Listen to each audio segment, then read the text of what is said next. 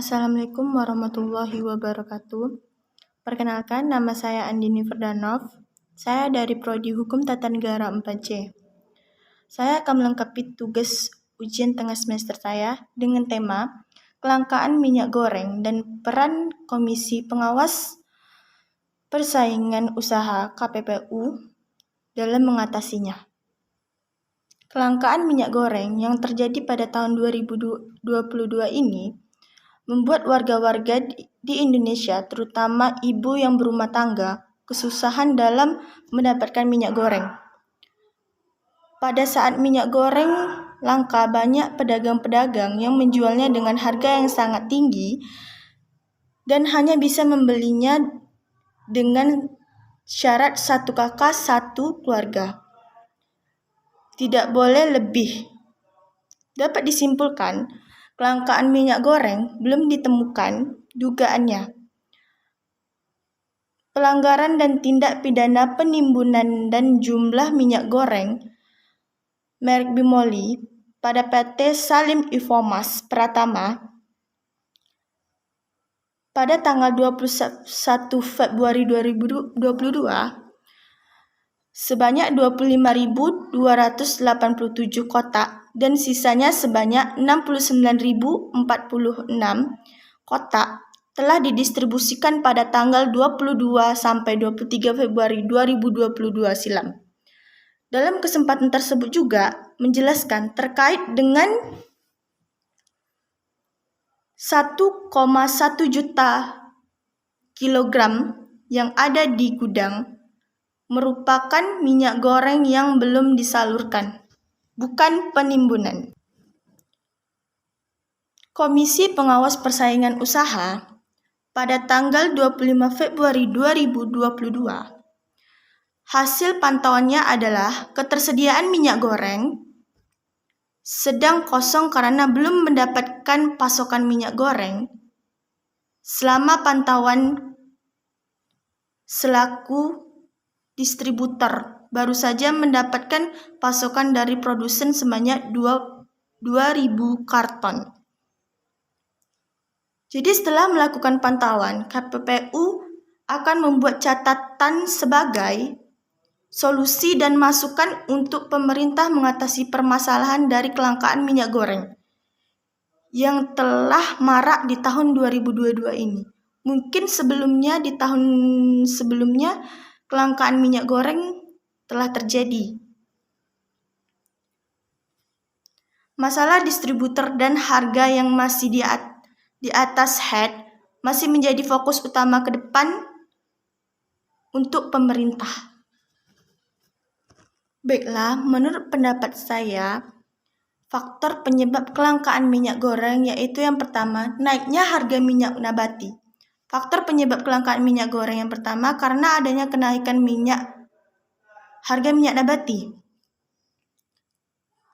Salah satu jenis minyak nabati yang paling banyak diminati oleh masyarakat dunia.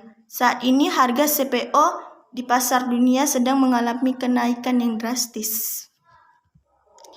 Yang kedua, yaitu pemerintah merancangkan program B30, yaitu faktor penyebab kelangkaan minyak goreng. Yang kedua adalah kewajiban pemerintah terkait dengan program B30. Program B30 adalah program pemerintah untuk mewajibkan percampuran 30% diesel dengan 70% bahan bakar minyak jenis solar. Ada peralihan menuju ke produksi biodiesel. Saat ini konsumsi yang seharusnya digunakan untuk minyak goreng digunakan untuk produksi biodiesel. Karena hal tersebut terjadi karena adanya kewajiban untuk pengusaha ralat CPO agar memenuhi market produksi biodiesel sebesar 30%. Faktor yang ketiga yaitu penyebab pandemi COVID-19 yang belum berakhir. Kondisi pandemi COVID-19 yang belum selesai hingga saat ini mungkin saat ini sudah selesai karena ada ada juga surat edaran yang bilang kalau COVID itu sudah berakhir. Karena kita tidak tahu juga, terdapat banyak negara di seluruh dunia yang saat ini sedang mengalami gelombang ketiga COVID-19. Konsumen luar negeri yang selama ini menggunakan minyak nabati juga mulai beralih ke CPO, sehingga ada kenaikan permintaan di luar negeri terkait ekspor di CPO. Yang terakhir yaitu proses distribusi dan logistik. Faktor yang keempat, proses distribusi dan logistik, diterangkan bahwa produsen minyak goreng hanya ada di beberapa daerah saja. Padahal proses distribusi minyak goreng dilakukan ke berbagai penjuru seluruh Indonesia. Hal inilah yang lantas menyebabkan kenaikan harga distribusi. Baiklah, selanjutnya upaya apa yang dilakukan pemerintah dalam mengatasi kelangkaan minyak goreng? Yang pertama yaitu menaikkan pajak ekspor minyak. Harga minyak goreng di dunia mengalami kenaikan dari yang awalnya rendah menjadi tinggi. Untuk itu, pemerintah perlu menyeimbangkan kebutuhan dalam negeri dan luar negeri. Yang kedua, yaitu relaksasi kebijakan biodiesel 30% atau yang disebut B30. Upaya pemerintah yang kedua yaitu melakukan relaksasi atau pengunduran kewajiban produsen untuk memenuhi kebutuhan biodiesel 30%.